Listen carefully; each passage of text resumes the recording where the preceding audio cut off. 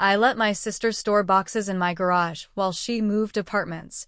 6 months later, I found out she had rented my garage to strangers on an app and was charging $800 a month. When I told her to stop, she texted, "You don't deserve that space anyway."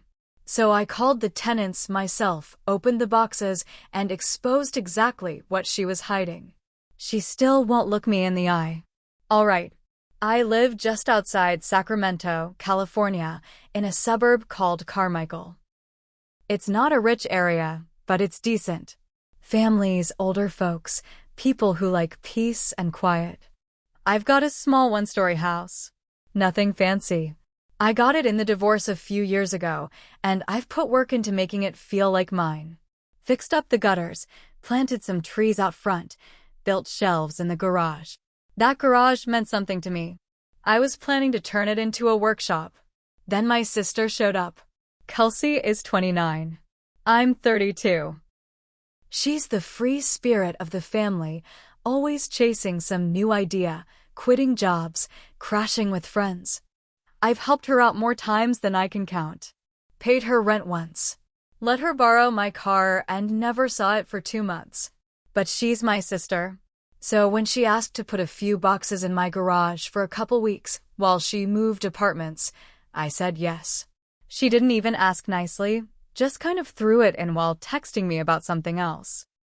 She showed up 2 days later with 6 big boxes, 3 plastic bins, and some random loose stuff.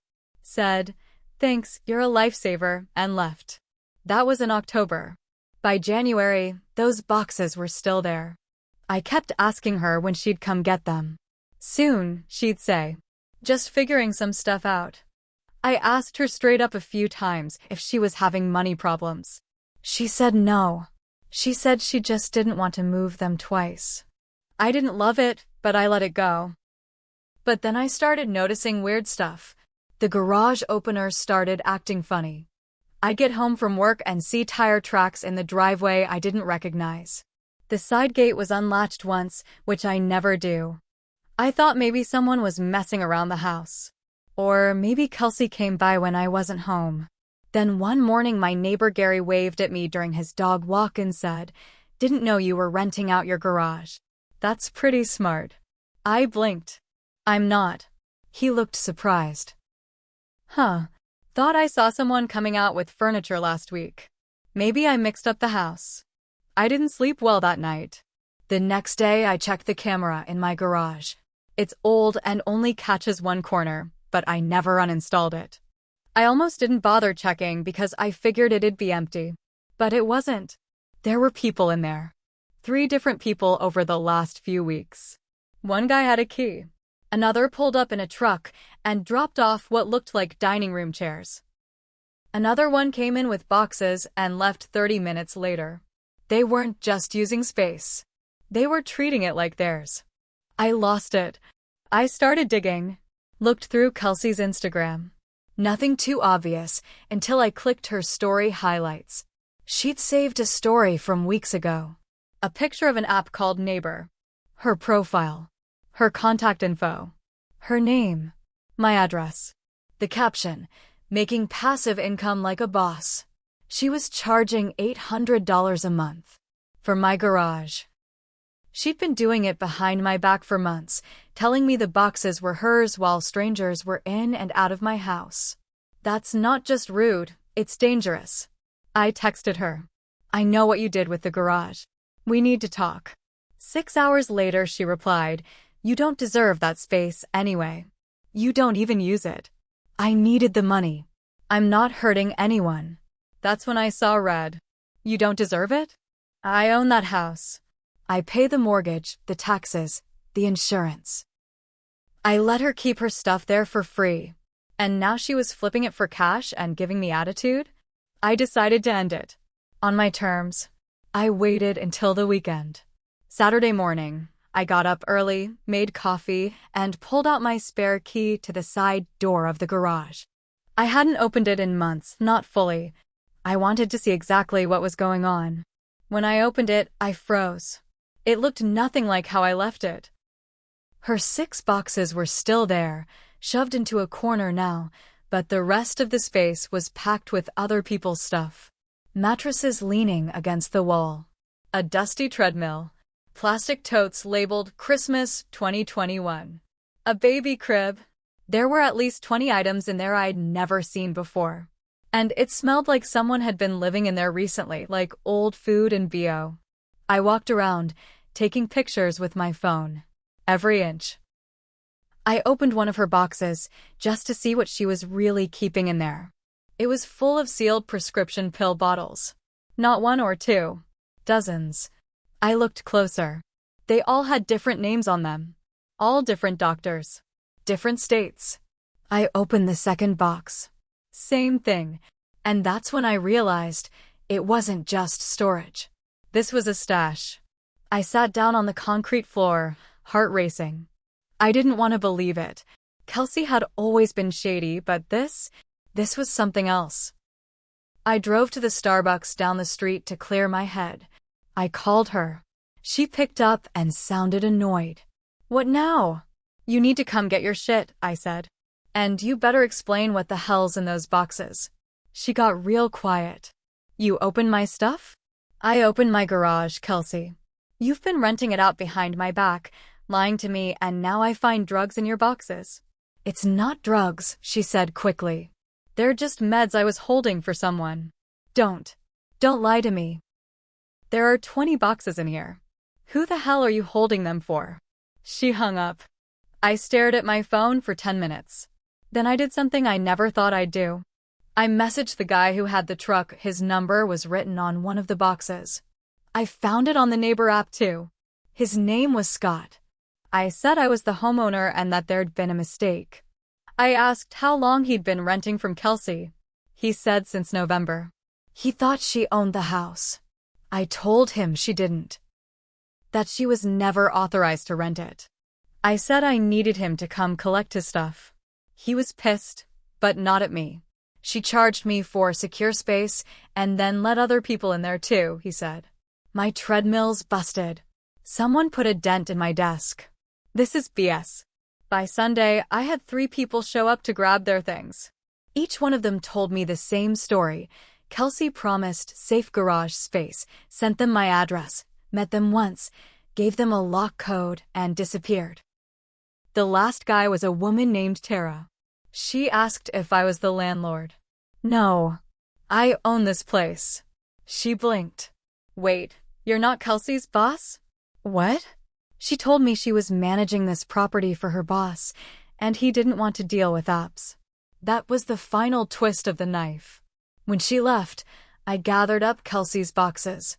I took them to the backyard and opened every single one. Pill bottles. Cash in envelopes. A prepaid phone. Notes with names and numbers. Some burner-looking IDs. I took photos of everything. Then I called my lawyer friend from college, Greg. He's not a cop, but he knows people. I told him everything. He told me not to touch the pills anymore and to document everything. He said this could be a federal thing. I didn't want to get her in trouble. Not really. But she'd broken into my house, rented it out like it was hers, possibly stashed illegal drugs, and lied straight to my face while doing it. I gave her one last chance. I texted her. Come get your stuff. You have 24 hours. After that, I call the police. She didn't answer. 24 hours passed. I made the call. The officer who showed up was named Ramirez. He was polite, serious, probably mid-40s. I walked him through everything, showed him the camera footage, the garage, the boxes, the neighbor app listings, even the texts from Kelsey. He didn't say much at first. Just took notes. Asked if I'd touched anything illegal. I told him yes. I had opened the boxes.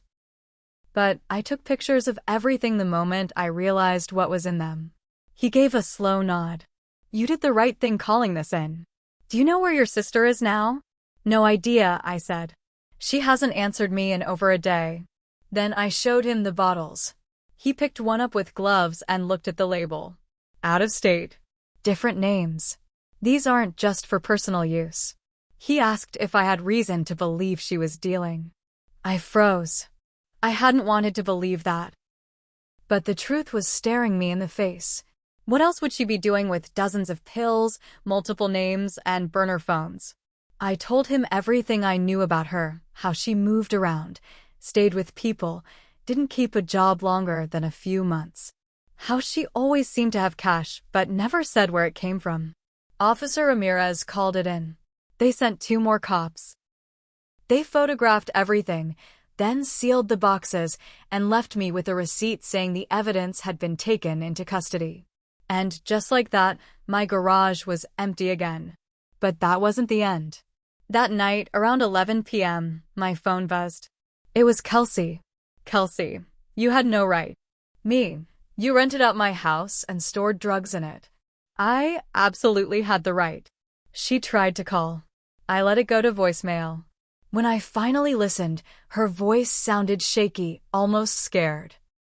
You don't understand what you've done, she said. That wasn't mine. I was just holding it for someone. They're not going to let this go. You need to stay out of it. I played it again. They're not going to let this go. Who the hell was they? It hit me like ice water. She wasn't working alone. I called Greg again. He came over the next day with coffee and that tired look he always gets when things are about to go sideways. I told him about the voicemail. He listened to it twice and leaned back. You need cameras. Better ones. And you need to be gone for a few days. Gone? You don't know who she's dealing with. If someone realizes you gave their stash to the cops, they might come looking. That scared me more than anything else. I hadn't thought about that. Greg helped me install cameras, 4 of them. 2 outside, 2 inside. He helped me move my more valuable stuff to a friend's house in Folsom. I stayed with my coworker, Dave, for a few nights. Just in case. That's when things got weird. While I was gone, the cameras picked up a guy trying to open my side gate at 2 a.m. Hoodie, mask, gloves. He tried the door, then looked straight at the camera. And smiled. Just stared and smiled. Then he walked away. I sent the footage to Ramirez. He said they were looking into it. Meanwhile, my sister was gone. No response. No updates. Her phone eventually went straight to voicemail. Then, 2 weeks later, I got a letter. No return address. No stamp. Just a plain white envelope left in my mailbox. Inside was a single piece of paper. All it said was, "You should have kept quiet." I held that letter in my hands for 10 minutes, just staring at it. You should have kept quiet. It felt like a threat. A warning. And not from Kelsey. This was from someone else.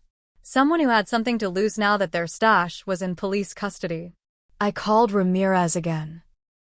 He came by that night and took the letter. We're digging, he said. Your sister's in deeper than you know. Just stay safe. The next morning, I went back to my house for the first time in 4 days. The driveway was empty. The front door untouched. Everything looked normal. But inside, it felt different. Like something had shifted. I checked the cameras. No movement since the guy in the hoodie. But that smile. I couldn't get it out of my head. Then came the call that changed everything. It was Ramirez. We found your sister, he said. She was picked up this morning in Fresno. She had pills on her. A lot of them. And she asked for you. I didn't say anything. She's talking. She's naming names. Looks like she was running for someone else. Courier stuff. Drops. They used your garage as storage. Why me? I asked. You had space, he said. And you trusted her. That hit hard. They let me come see her before she was transferred. I almost didn't go, but I had to. She was sitting in a room at the county jail, hands cuffed in front of her, eyes swollen. She looked smaller somehow. Not the loud, bossy Kelsey I knew. Just tired. She didn't look at me when I walked in. I didn't mean for it to go like this, she said. Then what did you mean, Kelsey? Because it looks like you used me. She flinched. I didn't have anywhere else to go. They said it'd just be a few weeks. I didn't know what was in the boxes at first. I swear. Don't lie to me. She finally looked up. I'm not. I didn't know at first. But I figured it out. And by then, I was stuck. Stuck. They knew where I lived. Where I worked. And when I said I couldn't keep the stuff anymore, they said, that's fine. We'll just ask your brother instead. My stomach turned. You didn't think maybe you should tell me? Instead of lying for months. I was scared, she said. And you already think I'm a screw-up. I looked at her for a long time. You are a screw-up, Kelsey. But that's not why I did this. I didn't call the cops to punish you. I did it to protect myself. She nodded slowly. I'm sorry, she whispered. For real. But I didn't answer. Because sorry doesn't rewind 6 months of lies. Sorry doesn't erase the smile of the man who tried to break in. Sorry doesn't make me feel safe in my own house again. I walked out without saying another word. Kelsey ended up cutting a deal. She gave them names, phone numbers, addresses. She testified in court. Some of the people she worked with got arrested. Others disappeared. She got 2 years in a low-security facility, with 5 years of probation after that. I haven't visited her since that day. I changed the locks, upgraded the cameras, took out a security system. I even sold the garage workbench I built, couldn't stand being in there anymore. People ask me if I feel guilty. Sometimes, yeah. She's my sister. And now she's got a record. A felony. But then I remember how easy it was for her to lie to me. How fast she turned my home into her hustle. How she shrugged and said I didn't deserve my own space. So no, I don't regret it. She gambled with my safety, and I called her bluff.